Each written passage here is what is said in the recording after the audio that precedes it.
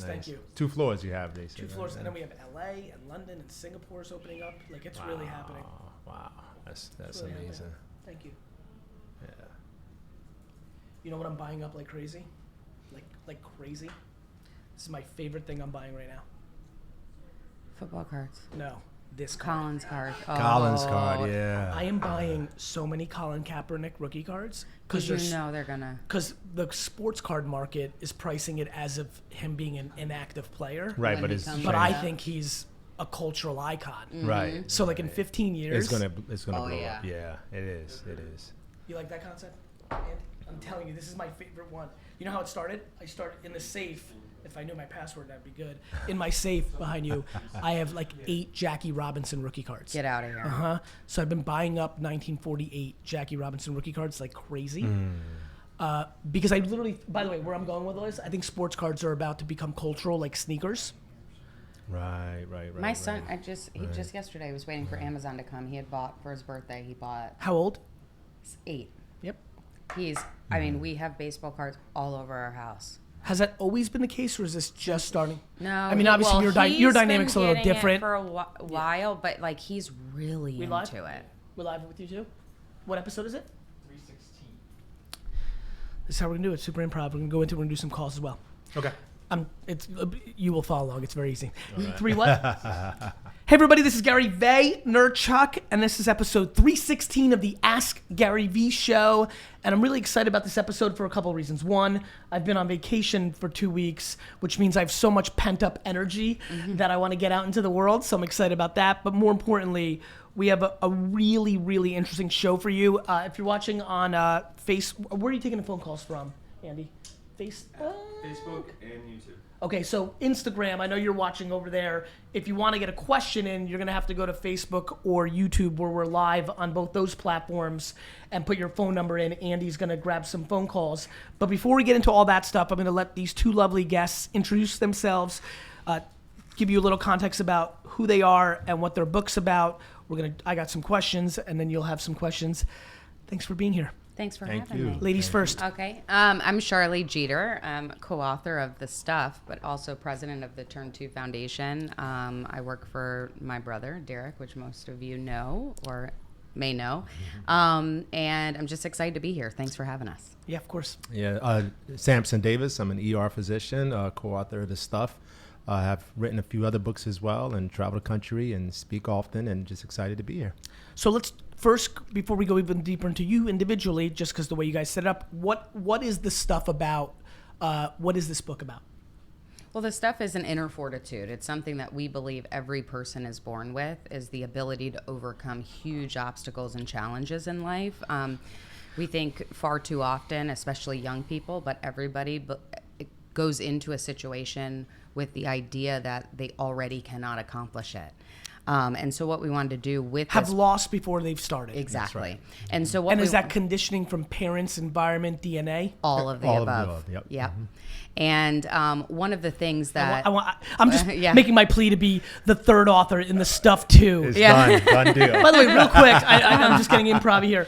Do you remember the Spaceballs, the movie? yes. Yes. Yeah. Do you know that they had a sequel?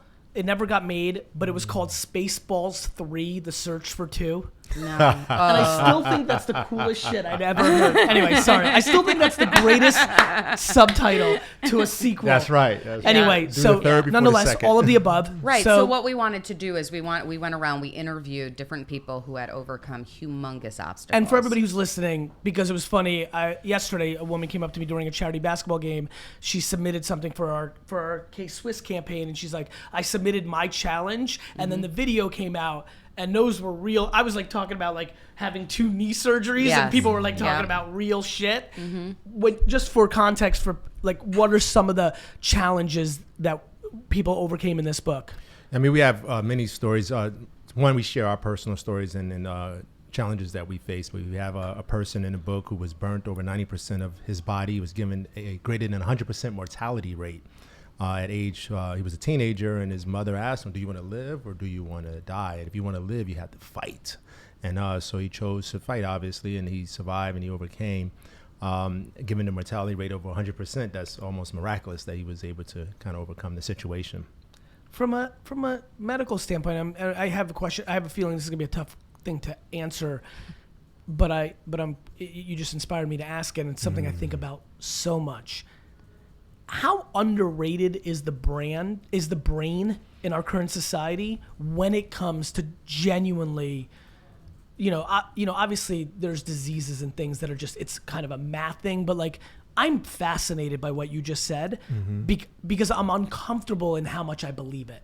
Right. And where I'm going with that is, I just think you can will shit into existence.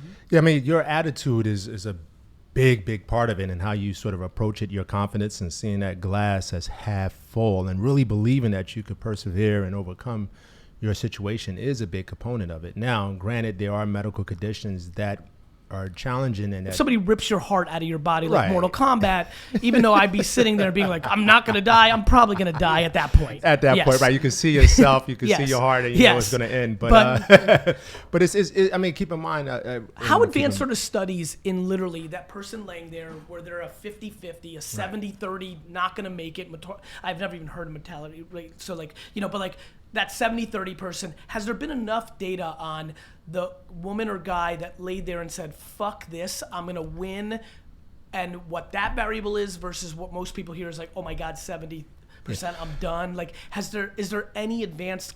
Yeah, I mean, the studies have shown, I don't know any particular study, but what I do know is that studies have shown is all about your attitude. I mean, of course, the medical condition is variable. So the medical condition or whatever you have been diagnosed with is situational, but your attitude and your approach and your conditioning, if you're going to choose to exercise and believe and hope, and that you're going to overcome and beat this situation, yes, it will happen. Now, if you're going to sit back and you're diagnosed with something like, well, I'm not going to take this medicine, right? Then no, you're talking right. about something super interesting. Like, I don't know any of the details on the Steve Jobs thing. Like in classic headline reading, like I remember thinking, like hearing, like maybe he did some alternative stuff right from the get, and I was like, I'm that kind of person, so let's make sure I don't make that kind of I took note of that. To your point.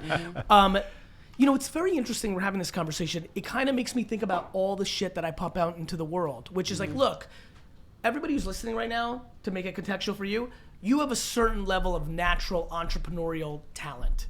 No different than sports talent, no different than anything else. But the perspective you deploy changes the outcome to the maximum of what that is. And at times, I mean, even with this stuff, at times it may not be at the where you want it to be, but it's nurturing, it's developing it, it's everyday processing and putting energy into it. And as you do so, then your belief in the growth of what you can achieve and how you can overcome and how you can persevere, whether it's medical, personal life, professional, it starts to develop and take flight. Who were you as a kid? Me? Yep. I was tomboy, but I was somebody. I was raised a very close-knit family. Had parents that told us we could accomplish anything. I say I was very fortunate because they wouldn't let us listen to the outside world, and hear. But also too, you can only be shielded for so long, and you have to go out into the real world, which is what I was hit with when I went off to college. Did they do a good job? It's funny because I saw Andy react to like not hearing the outside world. It's something I talk so much about what my mom and dad did for me as well. Yep. Did they do a great job in practical optimism? Like did you have like that optimism, like I can do anything, but were they great at not creating delusion? Yes, very good at it. Right, because is that your perspective on that? Like, to me, what is so fascinating is in the current state of parenting, the reason we have 8th place trophies is we took you can do anything, but we created fake environments. Right. We eliminated accountability. Right. And that's why we're skewed the other way now. Right. And to me, it's the balance of I call it practical optimism, right? Or just like when you tell your kids you can do anything, I think where the parent really needs to be thoughtful is when that kid then goes and sings at a talent show and sucks shit, you can't tell them they're Beyonce. Right. You can't, because what a lot of people are doing is you came in, you didn't win this talent show, but it was the judge's fault. It was a bad night. They like start creating excuses at scale, and now you have 23-year-olds who enter the world full of excuse framework. Well, I mean, a really interesting story is at an early age, Derek went off to school and said his dream was to become shortstop for the New York Yankees. Is that true? He had teachers, this is 8th grade, I believe. He had teachers that said to my parents that you need to put real thoughts into his head. And my parents turned around and said, in our mind, he has real thoughts. Was he good at baseball at that point? No, he wasn't great. Really? But he has to work very, very hard. And they told him that. They said, if this is what you want to do, you can accomplish it. But it is going to be very, very hard for you to get there. You're going to have to work really, really hard and put your all into it. So that's where you have to be realistic. It is a possibility. My but you're going to have to work hard. In the way he says it, my 6 3/4-year-old son is obsessed with basketball. And he talks about it. He talks like me, 24/7, every second. And after 2 weeks of vacation just now, like my music teacher in 1st grade called me motor mouth, and I'm watching it in my face. But he already, in the last 6 months, I've got him into he already knows that he will never dunk. Right? As a kid, and the little basket in your house, you're dunking like crazy. And 6 months ago, I was like, bro, you will never dunk. He cried. He was devastated. Like for a week, it was like tormenting him. But he is now taking so many fucking jump shots. And he's like, do you think I'll be in the NBA? I'm like, I don't think so. But if you work ridiculously hard and miraculously become the first person that can hit jump shots from half court, because I think your 5'10" likelihood of your life is going to be a challenge on the evolution of like everybody being 7 feet in the NBA. I just believe in that shit. But on the flip side, Gary, is there an opportunity to show him those who were shorter than 6 foot? He's all about. He thinks he's Steph Curry. He already knows who Spud Webb is. Of course there is. Yeah, right. But it's also using what he has. So he's using his ability. If he can't dunk, then he's like, Well, it's really interesting, right? Like all I talk to him about is jump shooting and left hands. Right. Like if he's gonna be any prayer of even like a decent D3 basketball player, like he better fucking shoot his ass off and better have a ridiculous left hand. Right. You know what I mean? Right, you know, so like it's just this conversation, which is like, do not create delusion. Right. However, what caught my attention when you were going there is when your parents tell you could do anything, everybody who's accomplished something remarkable basically either had that or such the reverse that they were like, fuck you, that it drove them. But that person tends to get there and be unhappy versus the person that, you know, and so there's a positive framework. Nonetheless, how about you? Well, my story, I grew up, you're asking how.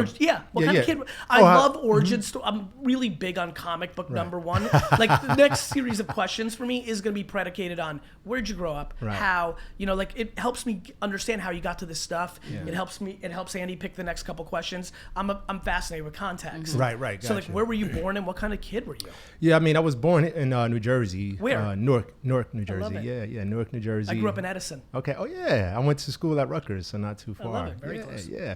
But I was just, kid. I was just an ambitious kid. I you know what? I think it just had this kind of inner drive. How old are you? When Right I felt that way?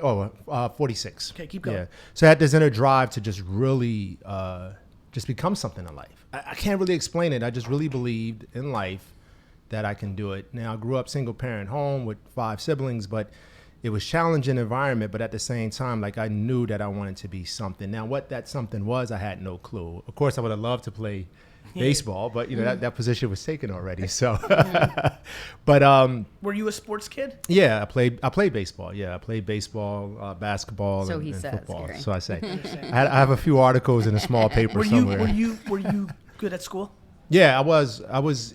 School came easy. Yeah. You know what I mean? Like it was something that I enjoyed doing, but it wasn't a cool or popular thing, right? I'm 43 from Jersey. I know what the vibe was at the time. Right. I get it. Right. So, you know, so I would sort of hide or not really brag about you that. You would downplay how good you were. Yeah. Like, you're good at school. I'm like, nah, I got to see in the. Right. Yeah. And they're like, no, I got a 95, right?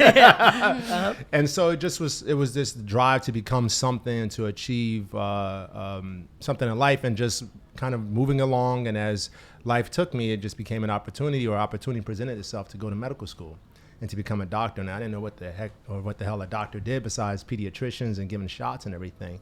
I didn't know the details. And so I just went for it because it was something more than what I had in front of me.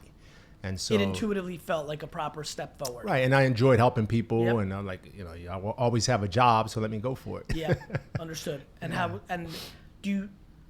and in that career path, have you maintained the same passion? Obviously, speaking and writing, you're scratching other things that you're passionate about. Like, Right. how's the a lot of people who watch and listen to this are are attracted to my message, because I think back to you can do anything, but it has to be practical. What has happened, three of us are far closer in age than a lot of people in this room and a lot of people that are watching. Mm-hmm. We did not grow up with a mature internet that actually allowed us to have unlimited options in perpetuity around our core interests. And that is what's happening now. Mm-hmm. Yeah. So I guess the reason I'm asking you now, that is, I think there's a lot of people watching who ebb and flow in the passion of the career choice they've given.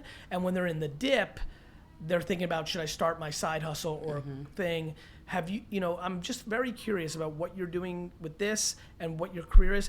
This is a very fun question for me to ask. Mm-hmm. Have you maintained that love for it? Has it never fully been there because it was like the opportunity to win and advance? Has it ebbed and flowed? How is your love for that profession navigated over the last 20 years? Yeah, that's a very good question. I think it does, or it has ebbed and flowed, in the sense that I enjoy medicine, but I also enjoy speaking.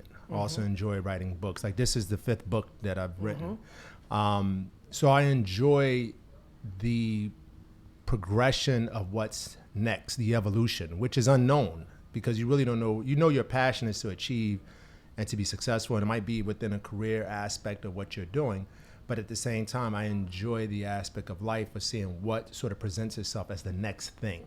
And you don't often know what that is, but you just kind of follow the flow of just applying your formula of success and seeing it grow and develop. So yeah, practicing medicine and being an ER physician and saving lives and rescuing people from... How did it feel the first time to save somebody's life? Oh, it's amazing. It's like you have your own crazy theme shit. music, you walk out and Talk about it's something like... I could never do. The second I would see any level of like trauma and blood, I would literally faint. Well, see that, Seriously. and you know what? I walk into hospitals sometimes and get lightheaded. Walk in, front door of the hospital. So this is the beauty about... Serious. But Gary, the beauty about life is, like, the first time I saw surgery, I lost my lunch in the scrub sink. You know? did? Yeah. So I'm in college, like, I done chose the wrong career. I like, shit, like, how am I gonna, And did like fix everybody this? else like laugh like there was like a rite of passage? Did some mentor come to you and be like, don't worry, I did that too? Yeah. Or they were just laughing at you? Or like, how did that go Oh, down? the nurse just you gotta go, you gotta get out. She kicked me out of the OR. Yeah, there's no joking around in the ER. Yeah, I so, get that. but that's what I'm saying. Like, this is what I think sometimes hinder us as people, is that we go after something we believe in and we sort of receive a message that this isn't for me, or it's too challenging. A or, micro adversity, and we take it as a macro. That's right. And then you grow this monster in your mind to be bigger than what it is, and you don't pursue it, and then boom, it's like now you're not reaching the level. Can we talk about this? I don't know if you covered in the book. Actually, there's two things. One, if you got phone numbers, YouTube, Facebook, we're about to do calls. 2, I want you to give me 5 bullet points of like takeaways for the book, because I want everybody to buy it. But before we get into that, we're here because you and I have hung out a couple times and we vibed, and I'm like, oh shit, we see the world the same way. And so I've been excited about this. I've been excited to meet you. So I'm leading the witness a little bit here, but this micro failure as a macro, how much do you think the current state of demonizing failure in our society early on leads to enormous issues or vulnerabilities to what we're referring to? Like, let me ask it in a different way. Do you believe that we need to start beating a drum of, especially at a parenting level, to start really embracing failure much earlier, which then won't make somebody who loses their lunch... There are actual people on earth who lost their lunch, put in all that time and effort into medical school, lost their lunch, went home, called mommy and daddy, and decided to become a lawyer. Yeah. Right, but then when they become that lawyer too, what they need to know is that they're going to hit that same point in a different way on that path. Bingo. And that's where we're shortchanging our kids. It's like failure is a part of success. You have to fail I want to make at some point at something. You're going to. Yeah, sure. And because what's happening too, Gary, is they're not just changing their careers. A lot of people are going off to college and they've been told this whole time, oh, you're about to fail. Let me go and do something else. And they don't realize that when they go and do that other thing, they're going to get to a point where they fail at something. Right. And people are jumping out of windows. They're going off to college and they cannot manage once mommy and daddy aren't around them anymore. Yep. Or another version of that, I see people who are on their third version of college because they only want to stay in that environment. Right. That and the MBA and doctor and lawyer. And I'm like, you fucking love practice, bro. Yeah. Like, I had a friend the other day. He's like 39. And he's like, Gary, he's 76 diploma, and he can started consuming. And he was like a friend from back in the day. And he's like, what do you think? I'm like, you love practice. What do I think? I think you're fucking 39 years old and you love practice. Right. You have to take flight. Yeah. I'm like, you have 17 beautiful diplomas in an office. You haven't done shit. Yeah. You haven't played one fucking game. Sorry, I'm getting excited because it was an emotional meeting. It's like, what do I think? I think it's obvious as shit. Right? Yeah. Yeah. I not only want to make failure an equal to success, I actually want to celebrate failure as. I've said this a lot in a lot of different ways. Do you want to hear something crazy, actually, to make this very meta? Charlie Hayes catches a ball in 1996. The Yankees win the World Series, and I have not watched a full Yankee game since, and I grew up a massive New York Yankees fan. The New York Rangers won the 94 Stanley Cup right across the street there, and I never watched another 90. I literally stopped watching my teams after they win a championship forever. I'm so about the failure and the process. The reason I love the Jets so much is how disastrous it is.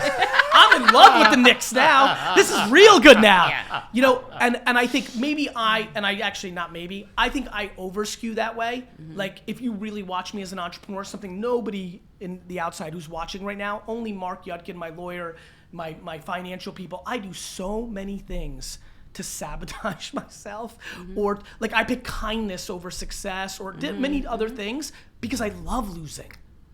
I genuinely am not kidding. When back to growing up in Jersey and those kind of places, going to a pickup basketball game, picking teams, and losing the first game was always my dream. Because I love the feeling of trying to win the second game. I enjoy the feeling of trying to win a second game of pickup basketball, or I liked tennis a lot, and I was good at it. And one of the reasons I was good at it was I had a ridiculous record of winning the second and third set in comparison to almost anybody else on my team or like the coach had seen. Because I actually believe what I'm about to say. I think I actually threw the first set subconsciously. Not, because I enjoy adversity. But see, that's exactly it. So you are good with living in an uncomfortable space. No, I'm fucking great. Upset. I won't say great. That's where I was about to, but I'm actually going to I love the feeling of. Yeah. Right. Whether I'm great or good at it, no. It's my most comfortable. Like, as a matter of fact, even the way I carry myself, cursing or things of that nature, I have come to learn recently, last 2 years, oh, fuck, I enjoy being misunderstood up front. I love the great unveil. I love the, I told you so. I love the, you didn't think so? Fuck you. And not in like the kind of like fucked up way, more like the showman way. Like you know what I like? I like the wink. I like when I do something, you didn't think I could, then I look at you and I wink, and it's like a funny thing, not a fuck you, you're, more like a, Which, what is that? To bring it back, and Please. not to just bring it back No, to the bring book, it back but to the book. What you're saying, and that was why it was so important when we talked about, when we interviewed people for this book, was there are so many stories that you hear about, and you hear about what happened to them and then the success of it. Yes. And what we wanted to do, because all of the interesting stuff is in the middle. How did they get out of it? What was it like when they hit rock bottom? Like, we want to hear that they were at a point where they thought they could not overcome. Sharlee, what these are such macro tough things. 9.8% of the people listening right now aren't going to have that level of adversity. Potentially, it's huge. It's their number one. It's their life. Yes, yeah. it is. Yeah. But Go also, ahead. too, the reason why we wanted it to be so to the extreme of a tough situation is how many times have you watched something on TV or a story about someone, you're like, wait a minute, if they could get through that, then what I'm dealing with is possible. Well, not only that, I will argue that the single reason I'm always happy is every single reaction to everything that happens in my life that is a negative is, or my wife and kids could get hit by a car right now and die. Like I go, every time I'm met with anything that isn't fun, business-wise, I go so extreme and feel it. That's exactly right. Like Right. what people do in those kind of stories, like Right. I understand that. Right. That's a Was- framework of a perspective. Were you born that way, you feel, or is that something you developed? I don't know. I think I was born that way because I absolutely believe in like DNA, Right. you know, but I think environment, Yeah. you know, I was very aware that my mom lost her mom at 5 and my dad lost his dad at 16 since I was 6. I can tell you that. Like very aware. I can tell you from 7 to 9, I had 15, 20 times a year nightmares that my family was going back to Russia for a family reunion and the plane crashed and I was the only one with one random family member each time. It was always different that survived, and we had to walk through the snow like Rocky in Rocky 4. So clearly, like death of my family and like that kind of stuff has always been a framework. And I don't know. I feel like I was born with certain thoughtfulness and meta macro shit, but I also think the fact that both my parents lost a parent before they were 16 Right. probably played as a narrative in my mind. Yeah, and also it sounds like you embrace the fear. Yeah, bro. And honestly, a lot of like not being able to speak English and going and, you know, a story I rarely ever tell is when I don't even talk about Dover. I lived in Dover for a year before we moved to Edison. I always talk about Queens. Think about this. Think about what you guys are hearing right now. I always go Queens to Edison. Truth is, it was Queens to Dover for a year to Edison. I don't even know why. And, you know, and not that it was so bad, but there's one real story I will never forget. I go outside. I can't speak English. And these 6 kids, and I was 5, these 6 kids made me drink piss out of a Pepsi can. And I think about it so much because I can feel this second, 37 years later, exactly how I felt. And how I felt was, you fuckers are confused. You're laughing and you think you've won. You have no idea how this is going to play out. Wow. And that wasn't taught. Right. I don't think. Yeah. I don't know what my mom and dad were doing in Russia for those first 4 years, but I can't believe that that's what I didn't think about that until like 10 years ago. That's crazy that's what I thought, because as we know, extreme bullying and picking on leads the masses into a very dark place. It led me into a very great place, which was I'm gonna learn how to speak English. I'm gonna fucking dominate, and I'm gonna one day tell this story on my podcast. Yeah. You know, like that. You know, like Right. kind of thing. Yeah, no, I mean that's I don't know. yeah, and that's exactly. I mean, it's 2 ways. Obviously, either you can sort of meet the challenge and rise above, or you can let the challenge destroy you and surrender to it. And obviously, you did the thing of rising above. And I mean, that's exactly. So, I mean, what, how much of this has to do with you giving a fuck about other people's opinions? I mean, some of it has to do with that, but it's also how you perceive it. You know, how you sort of internalize it. And so, yeah, other people's opinions, even though sometimes you say, oh, it doesn't matter, it does. It No, does. I'll be honest with you, right? intuitively, and obviously Yeah. you've done more work than I have.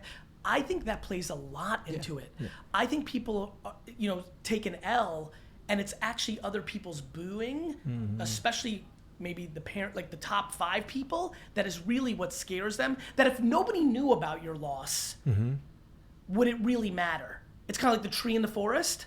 Like, at the end of the day, like when I lose, I don't have an ability to give a fuck what my parents, my wife, my kids, or my best friends think. Right. And in that is the great liberation of being able to do anything. But you were raised in a different time. So you have to remember, we are raising kids nowadays. I mean, not me personally, but that they can't lose, that they get an award. You're preaching. Right? So if they have that, then they are never allowed You're the preaching. opportunity to say they lost. You're So preaching. why wouldn't they run from You're failure preaching. every time they see it? You're preaching.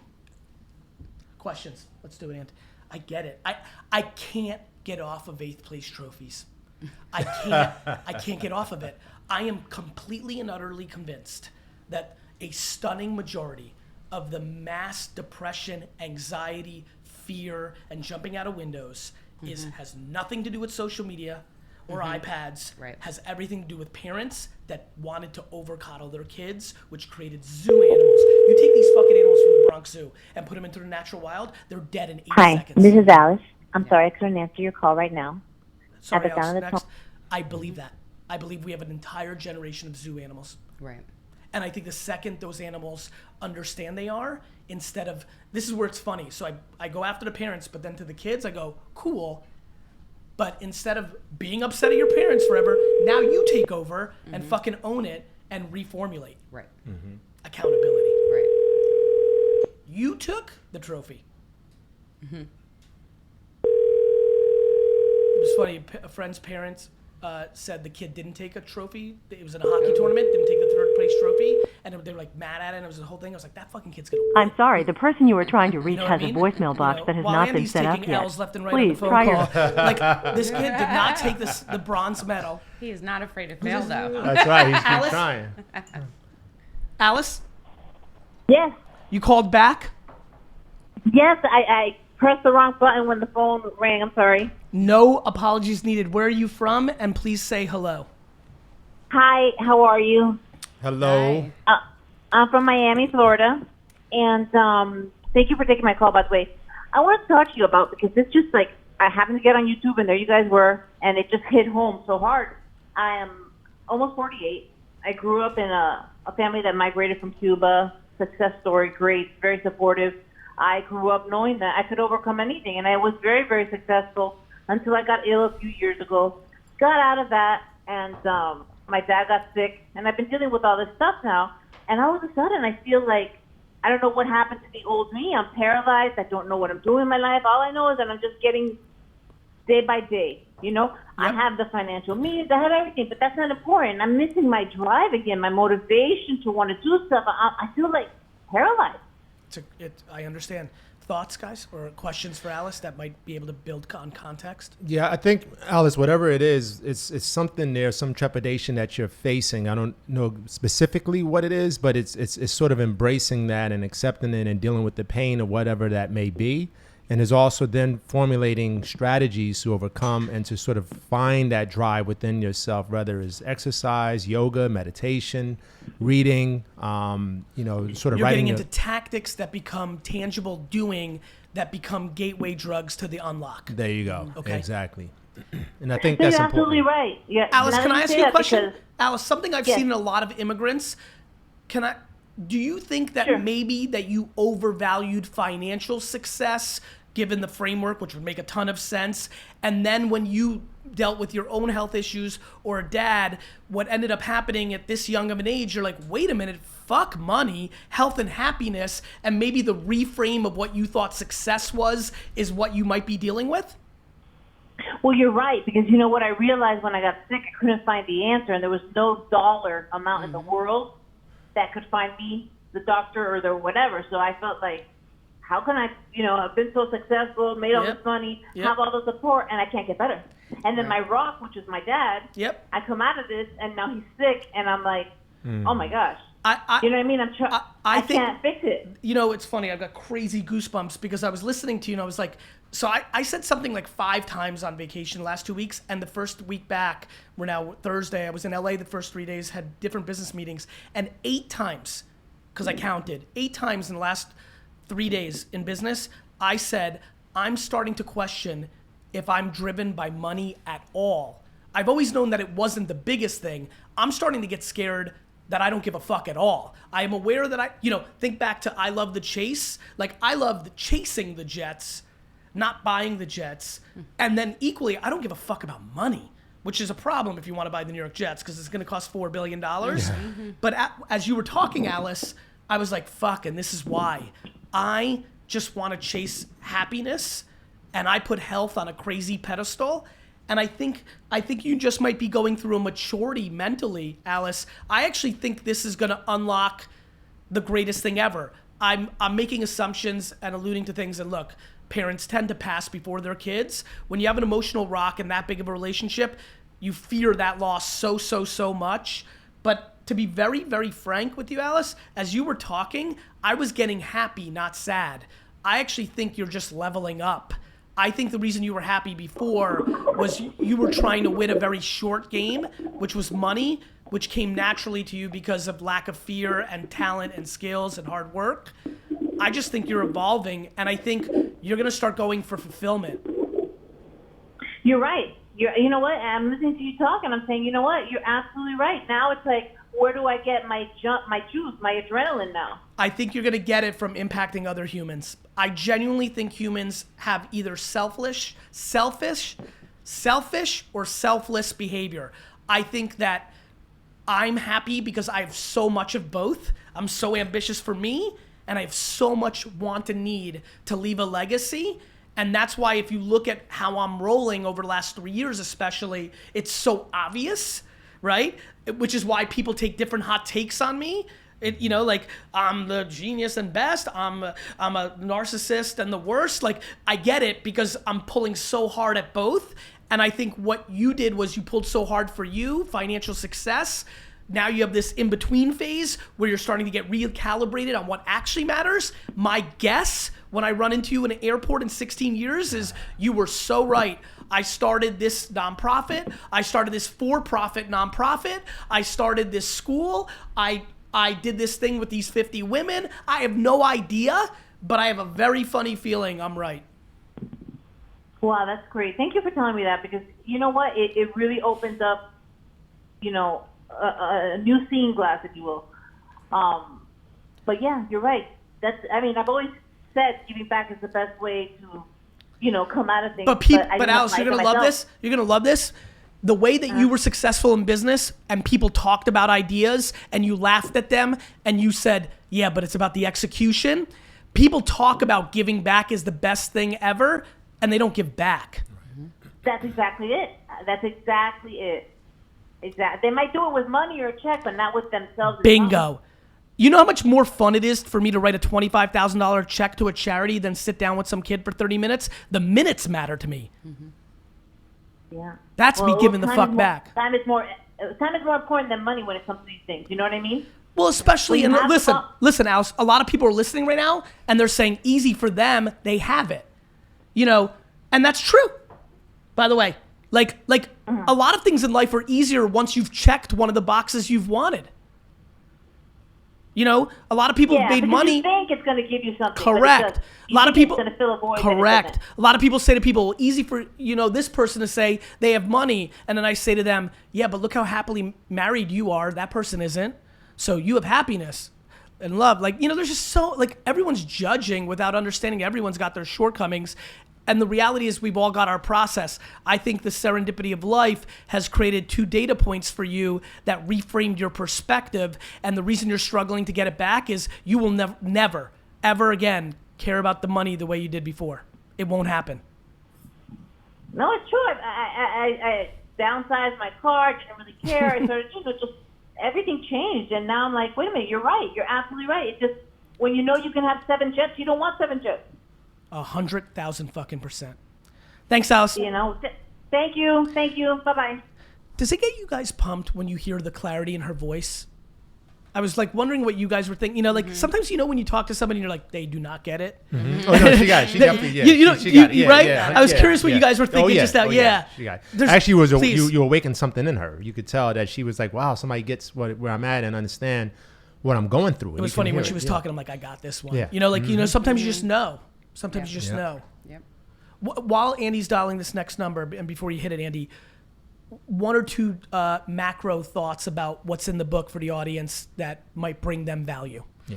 Well, one of the things that we talk about in the book is just having a good support system around you, and that doesn't have to be your family. It could Say that second part one more time. It doesn't have to be your family. Please do it again. It does not have to be your family, because I think that's where people check out right away. Well, I didn't come from a supportive family. My family's not here, and so I'm not going to have that support system. But sometimes it's not your family; it's a friend who's just there to kick you in the butt. And say, look, you can do this. Get off your butt. It's time to go. It's okay to grieve. It's okay to be down, and it's okay to feel like you failed at something. But now it's time to get up and do what you should do. And you're motivating me. I'm literally sitting here thinking about this a lot. You're saying something so awesome, and you're saying it's okay to fail. It's okay to grieve. And no joke, what's going through my head is if I was thinking about literally you're talking and Andy's right at me, and I was like, it's so funny how the brain works. I'm picturing me and Andy hanging out somewhere, and what's coming out of my mind is forget about it's okay to grieve. It's okay. It's more like, no, dude, this is good. Mm-hmm. This is fucking awesome. Like, I just want people to embrace their scarlet letters. Like, I wish I had that fucking scarlet letter from that book. I would have fucking Superman that shit. Fuck you. Like, I want to make it awesome, not adequate. Like, to your point, where we are in society right now is like, let's take it from negative to it's okay, right? We're having this great mental awareness thing of like, it's okay. Let's take away the stigma. And I'm on some shit of like, fuck the stigma. Adversity is the foundation to happiness and success. Yeah, that's. I mean, you're saying You're lucky. Yeah, you run You're towards lucky the- your mom's fucked up. Right. I'm gonna say it one more I don't know if it's that, but yeah. Samson, I really want to throw a fun challenge. Because I'm appreciating that I have you guys to bounce this off of. I want to argue this in a fun way. I am convinced that the things we've alluded to earlier, the perfect situation that has so much resources and so much good that it's overcorrected so much to make you a zoo animal, is far more vulnerable right now than the person from a fucked up environment or person. Like, I'm telling you, I can sense it because what the internet's done to us you see where I'm going, is look at you. You're an African-American male, 46, like I didn't get into the details, but like whatever the circumstances are of Rutgers and medical, your natural talent, school came easy to you, not to me. You're working all that stuff, but like, fuck, man, do people understand that we don't need the government grants, the lucky or just valid test score, the cosign from somebody that you stumbled upon, like everybody that needed somebody to unlock. The gatekeepers are gone. Yeah. The internet's the gatekeeper. Yeah. Yeah. The end. That's the validation. Yeah. Yeah. The audience can be the validation. Yeah. Right. Not the luckiness that their next door neighbor's friend was like, it's crazy. Yeah. But I also think too that are you calling? Okay. I also think that too we're in a situation now where when you say there's this perfect environment, I mean we have to realize that perfect environment, there's still life. So I go off to college in my senior year. I believe I have the best parents in the world. They shielded me, they protected me, but they also taught me, right from wrong and to work hard. But I go off to college and I get diagnosed with cancer. They can't control it. Derek's money can't fix it for me. I'm out there and I have to deal with life. And that's what I'm saying is that they can have this perfect environment, but life is still going to hit them. And they're going to have to figure out how to deal, maneuver it. And it doesn't matter what their environment was growing up as well. What about people that are wired like me, which is the number one thing that would have ruined my life is if I was the children of me. As somebody who only wants to build and is process, right? And like every other normal human, as much as I want to shield out other people's opinions, you're still a human.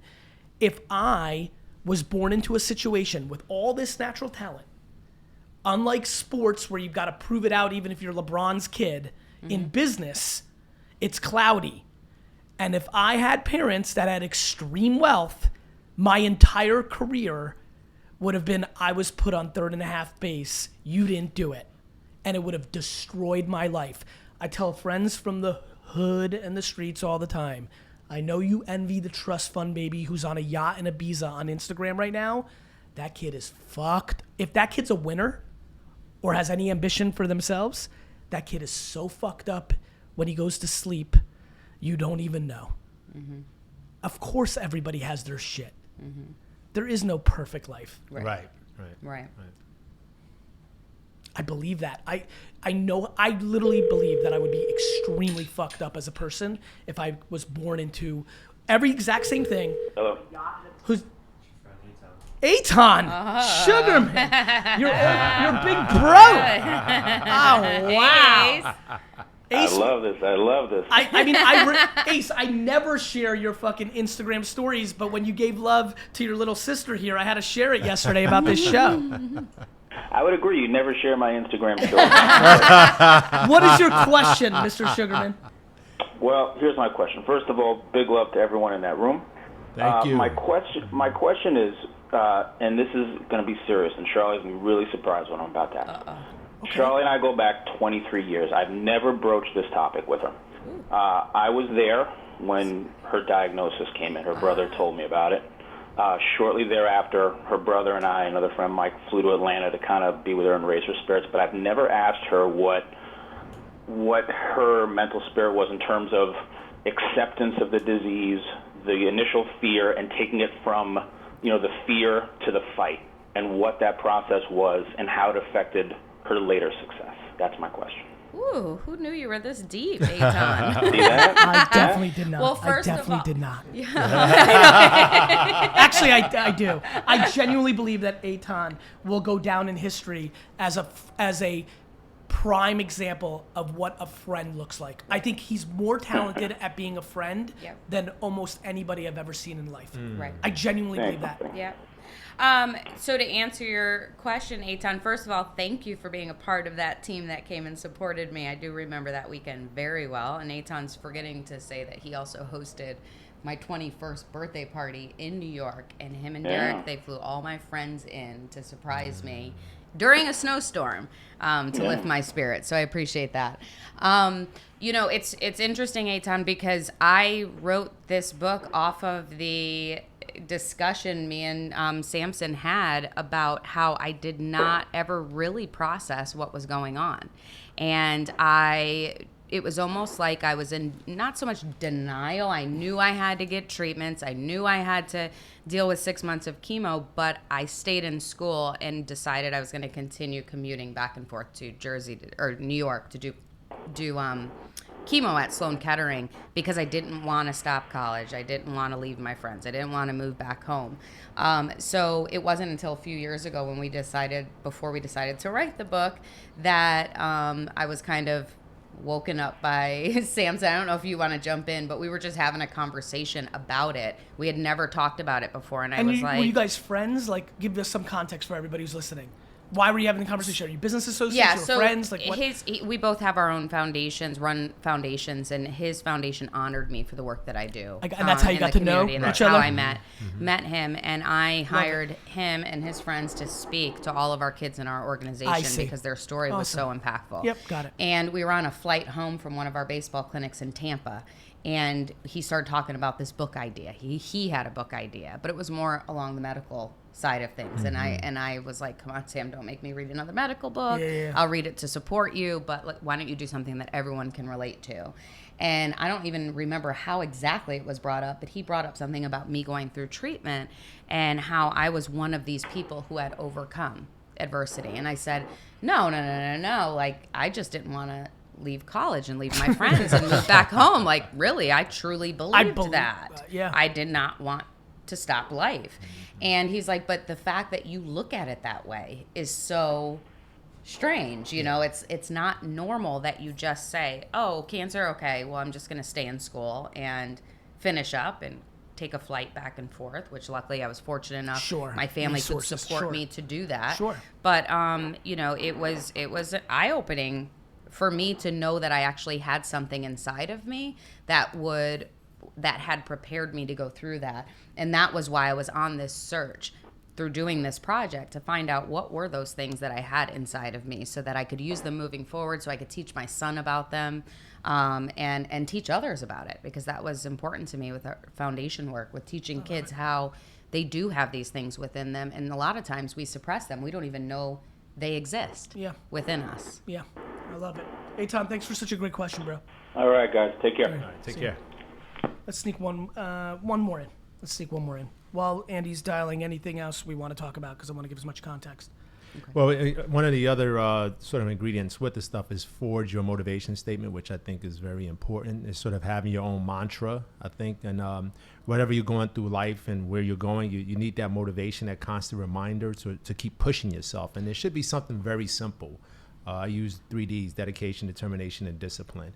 And I feel like that is ironclad, and it can help you to sort of get you to where you're going, because we all are on this sort of journey in life. You know, we know our destination. We all have the same destination ultimately. We're all gonna die. Yeah, we're all gonna die. Fuck. I really want to figure this out. I feel like if I figure it out, then I'm the number one guy. I think that's how I win. Well, as long as you let me go, and it's what you do with that dash in the middle. You know, so it's 100%. and so God, I I think, like that. What you do with that dash. That's fresh. That feels like something I would say. No, I like that. What are you gonna do with that dash in the middle? so you have to stay motivated, and you have to find that Something. drive. I apologize. I don't know why that just hit me so hard. Something I haven't shared with my audience, or really even a lot of people. I think the team knows. My grandmother passed away 4 or 5 weeks ago, and I've talked about my grandma publicly here and there about like being a tough kind of character and like having empathy for my dad. But it still is what it's. And it was funny. The dash in the middle hit me so hard because I spent at that funeral 98% of my time looking at all these different tombstones and just looking at dates. Yeah. And just looking at that dash in the middle. Yeah. You know? And that's key, and that's it. And That's the game. But that's where your happiness and your joy and everything lies. It's in that journey. And you know what? I think also with life, and now being 46, I started to see your perspectives of what your desires are and what you want changes. You know, it's sort of. That's the best part. Yeah, That's and- what we did with Alice. Yeah, That's the best. yeah, Honestly, yeah. you've heard me say this. I secretly hope I wake up one day and don't want to work ever again and just do some like fucking weird Yoda in a fucking mountain shit. That like this audience gets so big and that I'm just in like Peru in some like, and you have to like it's like a game. You have to figure out how to find me. But if you find me, I'll fucking break it down for you. Right. Like I think about that shit. Like I Yoda. only want to go. If I'm like people are like, you gonna retire? I'm like that's the being half pregnant. I'm like I'm either doing this till like I'm 97 and go like half pregnant. and or I'm going fucking weird as shit. Like weird. Like my own little weird like weird. Like I'm telling you it's gonna be on the record. If I decide not to work every day of my life until the day I die and try to win Super Bowls and buy the jet and all that, I'm gonna go weirder than almost. You know how like some people, like Howard Hughes and these people become recluses? I'm gonna be the good version of that. I'm gonna go weird, but positive weird, not like grow out my like can't hair wait. and nails. I just can't and, like, wait to see weird. the internet. More like He said not the hair and nails. yeah, not the weird Not shit the- like that. you have to More have like hair and that. nails. You More have like to I have want to it. meet every kid come through, but I'm gonna challenge you to find me. Yeah. Like on some Waldo shit. Yeah. I can't wait. Jimmy, Hello? Jimmy, it's Gary V. Who is this? This is Gary. This is Gary Vaynerchuk. Are you kidding me? I am not kidding, Jimmy. Oh my God. Okay. Hey, how you doing, man? I'm doing really well. You're on the show. Please say hello to Sampson and Sharlee. Hey, how's everybody doing? Hello. What's your question? Quick question. Yeah. So I've been in and out of jail my whole life, and I've been, I started my new credit repair company. I've been on probation out here in Chicago, and I can't focus on my 3 daughters, my wife, and my business as well as I want to because of other things I've done in the past. What can I do? I've got a thought, but I've been talking too much because I've been excited to have you guys here. Why don't you guys take your at-bats? I've got a thought. And you say you can't focus on all He cannot focus because he's dwelling on what's hanging over his head in his past. And my opinion is he's so over worried of something that he has no control over because it's chapter 1, 2, and 3. And the reason chapter 4, 5, and 6 can't be successful is he keeps reading chapter 1, 2, and 3 instead of writing chapter 4, 5, and 6. I love it. Ooh, that was good. Yeah. That was good. Yeah. That's a That was clip. good. That was good. Bro, that's your answer. Yeah. That's your answer. Let me give you something crazy about society. So, Gary, what you're saying is I need to stop reading and I need to start writing. I need to pick up the pen and put the book down. That's right. What I'm also telling you is, bro, it's not 1974 in America anymore. Right. Nobody gives a fuck that you've been to jail. Right. When I tell you this, I hope this is the line that fucking breaks open your life. You cannot believe what I'm about to say. Nobody gives a fuck. The stigma. As a matter of fact, I like you more. Now, you might, mainly because you've been in and out of jail, so I'm making assumptions that it hasn't been the most extreme shit. Right. And so Right, it's yeah. just been dumb. You've been doing dumb shit, not like fucking all-time I hate you shit. So, Right. I weirdly think that you're using the excuse of your past to not let yourself be successful. And that's why you're losing. Everybody comes up with some excuse. Building a business is hard, motherfucker. You understand? And so, it's not hard. I fucking love it. I just can't put the fucking time in. I build that wall, that can't wall, saying I can't do this, I can't do that, because I'm dwelling on the other commitments that I have to make to the state of Illinois. So you're right. It's an excuse. yeah, dude. Instead of Listen, getting up in the morning that's it, bro. Jimmy, you know what's amazing about life? Bro, you did that shit. That's why Illinois has a fucking VIG on your head. Guess what? That's what you got to do. And it too will pass. You know, you gotta keep in mind it will pass, but you do have to work, as Gary mentioned, towards your next chapters of life. And you have your family, you have your career. I mean, you have already achieved. So just embrace that aspect, the positive side of it. Don't let the negative or what has happened in the past that has shaped you, believe it or not. It has shaped you to be where you are. I mean, I share a real quick personal story. I was locked up and incarcerated as well as a juvenile, and you know, and thankfully that Newark life. That and I just got the wink from Gary, so I know I'm doing good. The wink is good. The wink is good. The wink is good. I love Newark, bro. And you know, and if I wasn't 17 and a half, my story would have been written differently. So that didn't stop me. Let's talk about that for 14 seconds. I want to get back to it. Literally a half a year. 17 and what would have and a half. happened? And I would have been an adult. I would have had an adult charge. I would have had a sort of, you know, a real true federal number or number that would have prevented me from becoming a doctor. And this is all environmentally shaped how I grew up and being surrounded by what I was surrounded by. But at the same time, instead of that, to your point, instead of that sort of sending a message that I could not do it, it sent the message that I have to get on this crusade and make these next steps and write this book. Know, I might be sick of the crusade. See, Gary says a lot of things that really hits home to a lot of people. And one of them to me is being I'm always the story, the one they look at around town saying, wow, he came from nothing. He had absolutely nothing. His parents are dead. He's got this. How the fuck does he do it? But then after about 8 months of just non-stop fucking work, I give up, right? I just say, I get the fuck it. So I'm like, I'm going to take 2 weeks off, and 2 weeks is 2 months, and then I'm fucking broke again. Mm-hmm. I think something that I'm obsessed with, brother, is, and this would make so much sense to me, this is why I tell people to chase something they like versus chasing the money. One of the reasons you may be giving up is you might have the talent to make the money in 8 months that a lot of people admire. The problem is you don't fucking love it. Right. I like to cook. I found my passion. I'm 33 years old. I've been in sales my entire fucking life. I'm phenomenal in sales. I'll stand by everything I say. Yep. I fucking hate it. I like to cook.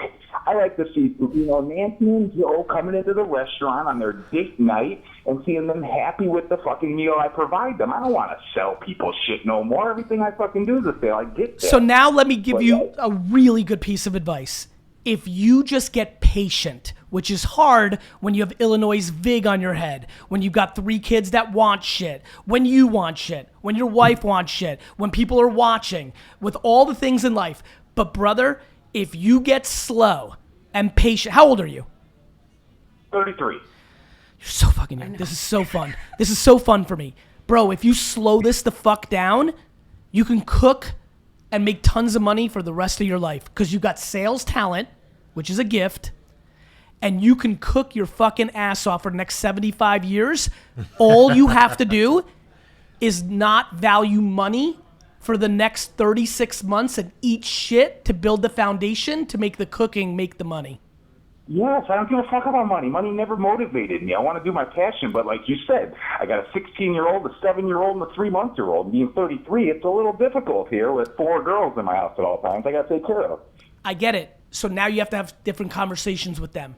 This is where you can bless them when you're like, hey fam, here's where we're going. We're going to all collectively eat shit for 3 years. You don't like it? Tough shit.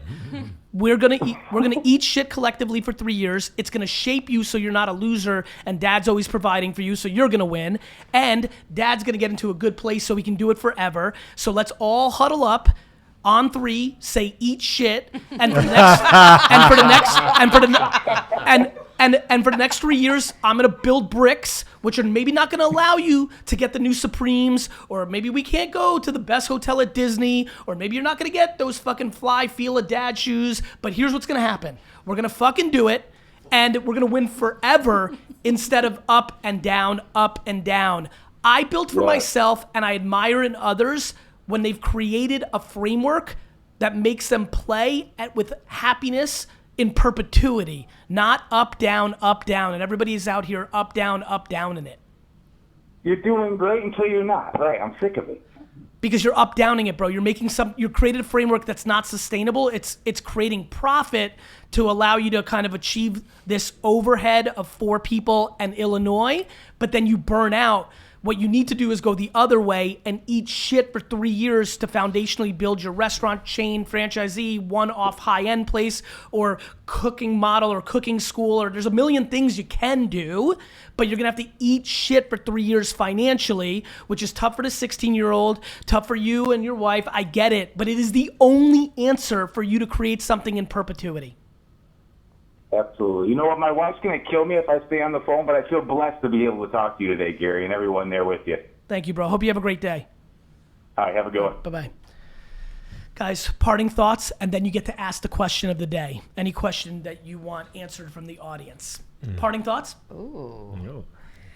No, I mean, first of all, thank you so much for having us. We appreciate it. My parting thoughts would just be that our goal, we talked a lot about giving back and doing things that make you happy, but I truly believe that by living your life to do things for others and to look at those that are coming behind you is something that is fulfilling.